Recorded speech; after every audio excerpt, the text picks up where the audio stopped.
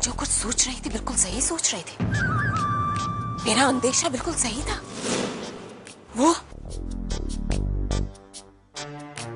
वो इस घर में डेरा डालने आई है।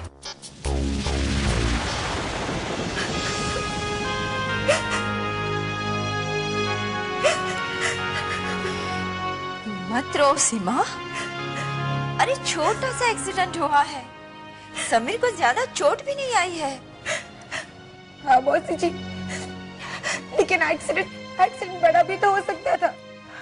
भैया को ज्यादा कुछ हो सकता था। दादाजी जरा सोचिए, भैया को कुछ हो जाता तो हम क्या करते। बेटा रोनी बेटा।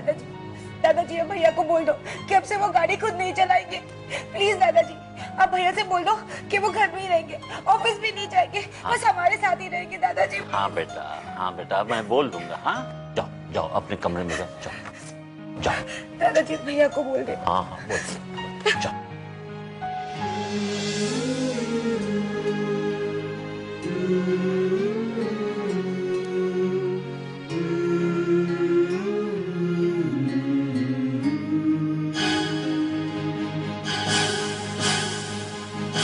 बाबूजी, कोई मुझे बताएगा कि इस टीना का समीर से क्या रिश्ता है? वो समीर की दोस्त है। दोस्त? दोस्त दिन कहिए बाबूजी, वो उसकी गर्लफ्रेंड है। गर्लफ्रेंड हो तो हो, हमारे घर में क्या कर रही है?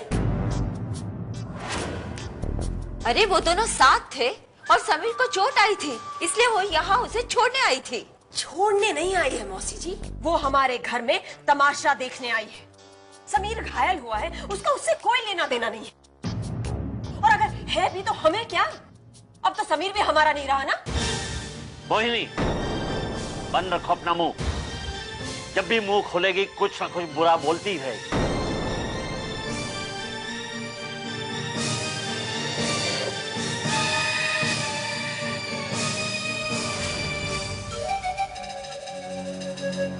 मुझे कहने में कोई टैक्स लगता है?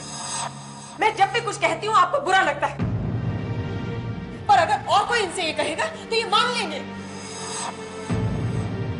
मोहिनी, तुम्हारे बाबूजी ठीक कह रहे हैं। समीर ये सब सुनेगा तो उसे कैसा लगेगा? बात समीर के सुनने की नहीं है, बात है सच की। अगर समीर ने दमयंती की कोख से जन्म नहीं लिया है तो क्या वो हमारा बेटा नहीं रहा? आज इतने सालों तक हम उसे बच्चे की तरह पाल रहे हैं, हमने उसे पाल पोस कर बड़ा किया है, उसका कोई मोल नहीं।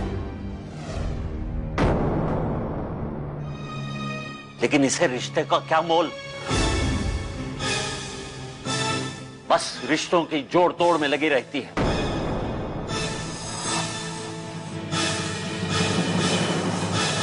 मोहिनी, कान खोलकर सुन लो, समीर हमारा बच्चा है और इसके बारे में आइंदा कोई भी उल्टी सीधी बात तुम नहीं करोगी, समझी?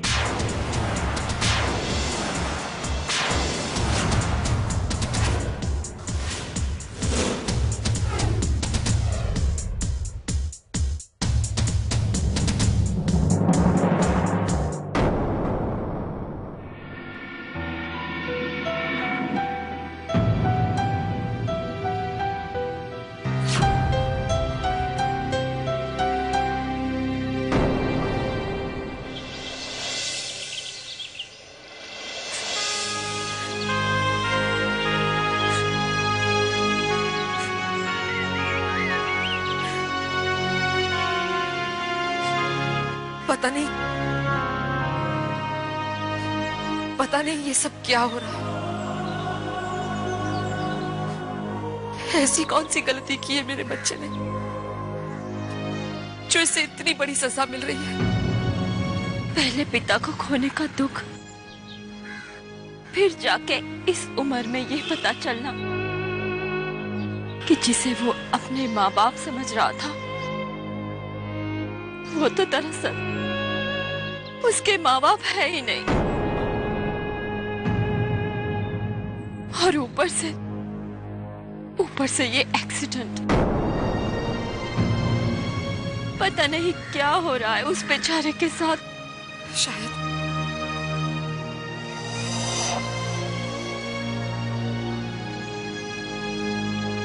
शायद हमसे ही कोई भूल हुई होगी जिसकी सजा हमारा बच्चा भुगत रहा है। यही सोचकर मैंने गुरुजी को बुलाया है। वो आज आने वाले हैं। भाग्य में जो लिखा है उसे तो भुगतना ही पड़ता है। पता नहीं गुरुजी भी क्या कर पाएंगे। कुछ न कुछ तो जरूर कर पाएंगे। शायद वो ये बता पाएंगे कि हमारे घर पर जो मुसीबतें आ रही है वो थमने का नाम क्यों नहीं लेती।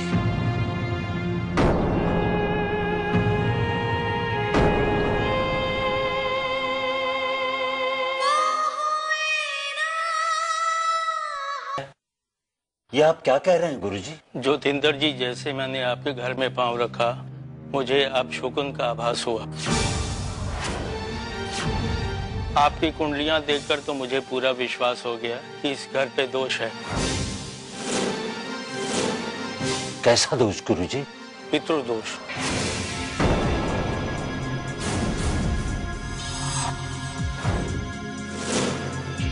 पितृदोष? ये क्या होता है पंडित जी? बहू, तुम्हारे पति रविंद्र की अकाल मृत्यु हुई है। उनकी कोई इच्छा अधूरी रह गई है। अब क्या होगा गुरुजी? उनकी वो अधूरी इच्छा आप लोगों को पूरी करनी पड़ेगी। वो इच्छा जब तक पूरी नहीं होगी घर में शांति नहीं आएगी। रविंद्र की ऐसी कौन सी इच्छा थी जो अधूरी रह गई? वो तो आप लोगों को ही पता लगाना पड़ेगा। उसकी अधूरी इच्छा का पता लगाइए और उसे फौरन पूरा कीजिए। हो सकता है उसको कोई वचन हो, कोई संकल्प हो। आप लोग जल्द से जल्द इसका उपाय कीजिए। पितृदोष से मुक्त होने के बाद ही इस घर में शांति आएगी। ऐसी कौन सी बात है, ऐसा कौन सा काम है जो रविंद्र जीते जी पूरा न कर सका?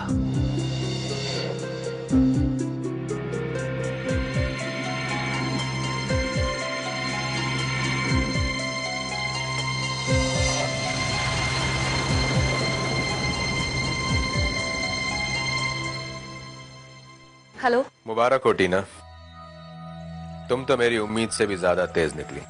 अब है? सही पहचाना तुमने। क्या तेजी दिखाई तुमने समीर के घर तक पहुंचने में। फोन क्यों किया है?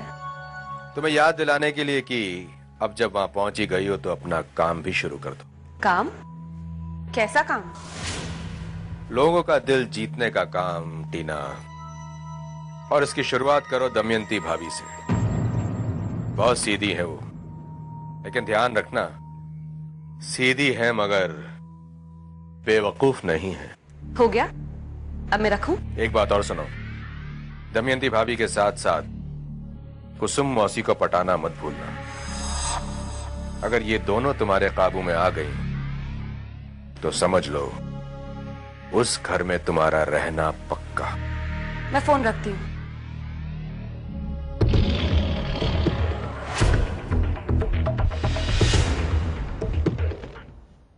टीना,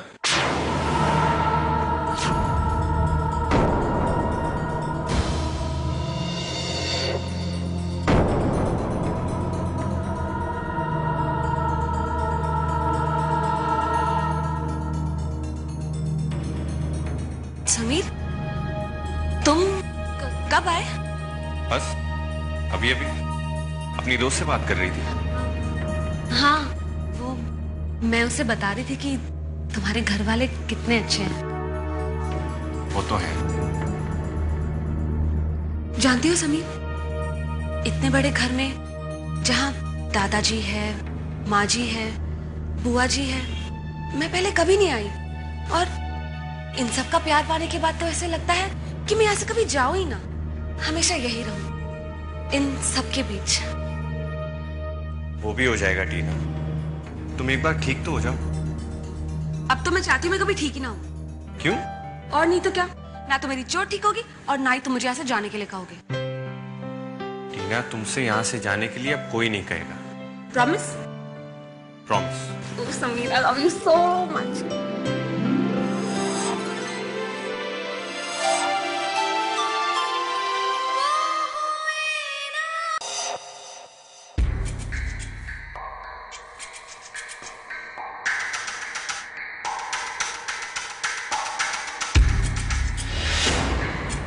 ज्योतिंदर जी, जैसे मैंने आपके घर में पांव रखा, मुझे अब शकुन का आभास हुआ।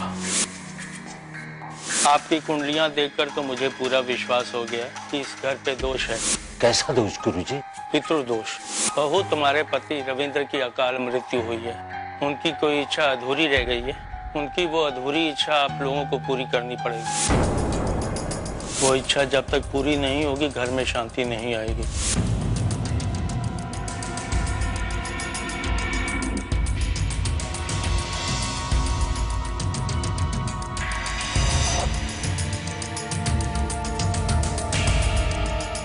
रविंद्र की ऐसी कौन सी इच्छा होगी जो अधूरी रह गई है?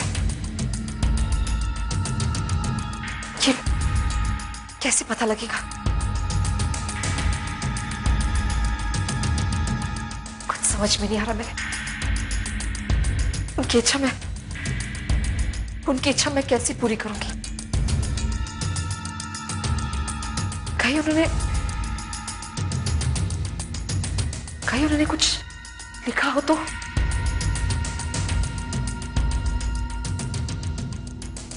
लेकिन कहाँ होगा वो?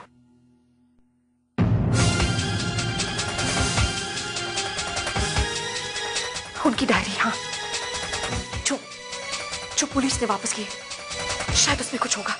कहाँ रखी थी मैंने?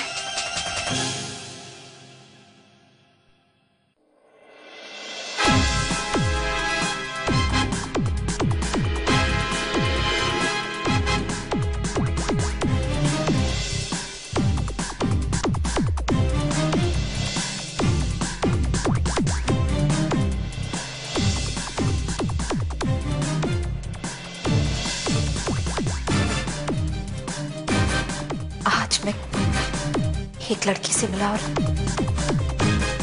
उससे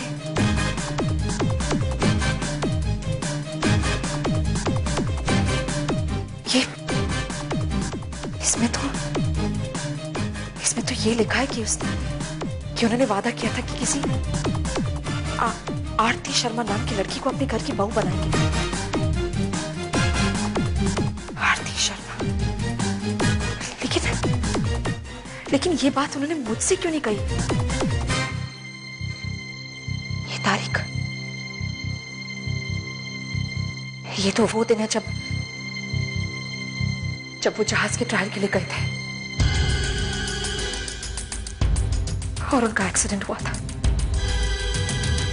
इसलिए शायद चाहकर भी वो मुझे नहीं बता पाए।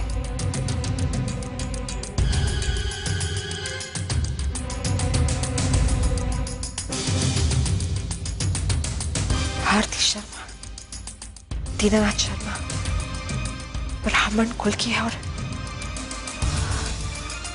रविंद्र की अधूरी इच्छा यही होगी।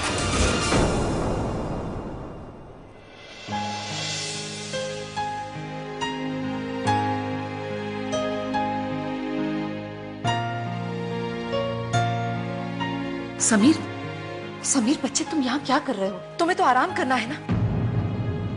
अगर कुछ काम होता तो मुझे बता देते।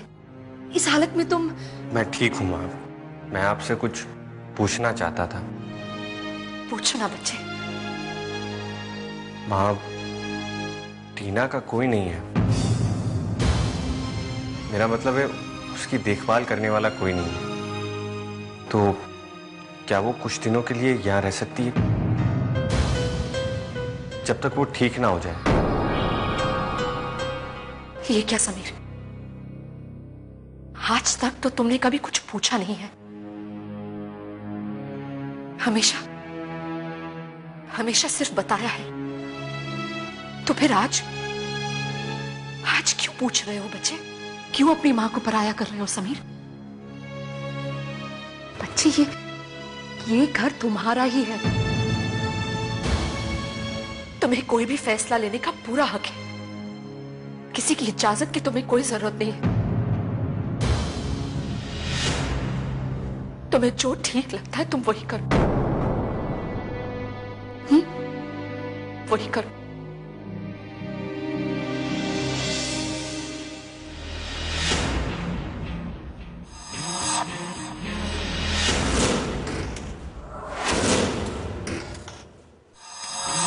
थैंक गॉड मेरी चाल कामयाब हो गई।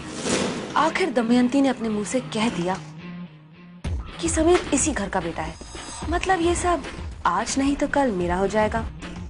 अब कुछ दिनों के लिए रहने की इजाजत तो मिल ही गई है।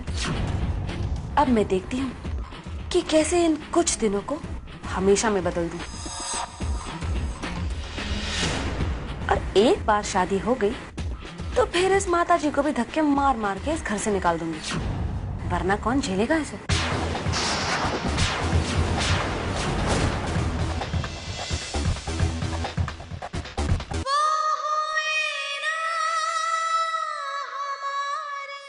मम्मी, बाबूजी, बाबूजी, रविंद्र की अधूरी इच्छा का पता चल गया। देखिए, उनकी डायरी। जी, उन्होंने अपनी डायरी में लिखा है कि वो किसी आरती शर्मा नाम की लड़की को अपनी बहू बनाना चाहते हैं। लेकिन बहू, ये डायरी तो पुलिस के पास थी, तुम्हारे पास कैसे आ गई? बाबूजी, मैं पुलिस के पास गई थी और मैंने उनसे कहा कि इस डायरी से मेरी बहुत सारी यादें जुड़ी हैं, तो उन्होंने मुझे डायरी दे दी। लेकिन बेटा, इसमें जो कुछ लिखा है उसके बारे में रविंद्र ने हमें कुछ नहीं बताया। पहले बाबूजी मैं भी यही सोच रही थी, लेकिन जब मैंने इस डायरी में तारीख देखी ना, तब मुझे समझ में आया ऐसा क्यों हुआ। लेकिन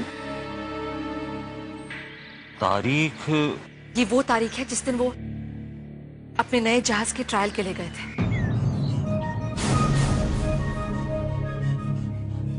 और फिर उनका एक्सीडेंट हो गया था। जब वो वापस भी आए तो उनकी याददाश्त चली गई थी। इसलिए बहू, इस डायरी में और कुछ लिखा है आरती शर्मा के बारे में? कि उसके माँ बाप कौन है, कहाँ रहती है, कुछ लिखा है? हाँ? जी जी जी बाबूजी, इसमें ये लिखा है कि वो किसी दीनानाथ शर्मा की बेटी है। दीनानाथ शर्मा? पता लिखा है? हाँ बाबूजी, इसमें पता दिया है 103 चिकुवाड़ी बोरविली। बहू, हमें चलकर उन लोगों को मिलना चाहिए। हो सकता है इस दरमियान उस लड़की की शादी भी हो गई हो। आप ठीक कह रहे हैं बाबूजी। रविंद्र की अधूरी इच्छा पूरी करने के लिए हमारा उनसे मिलना बहुत ही जरूरी है। कौन आरती शर्मा?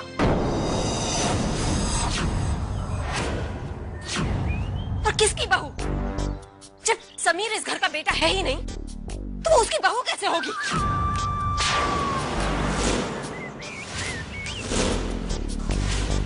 मोहिनी,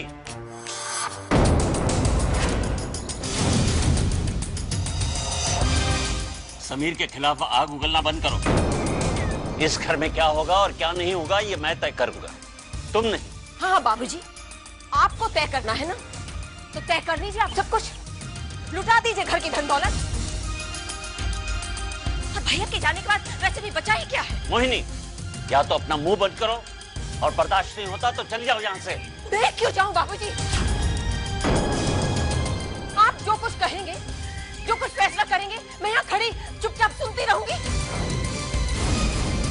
और समीर जब इस घर का बेटा है ही नहीं, तो फिर मेरी क्या गलती है जो मैं कुछ कह रही हूँ?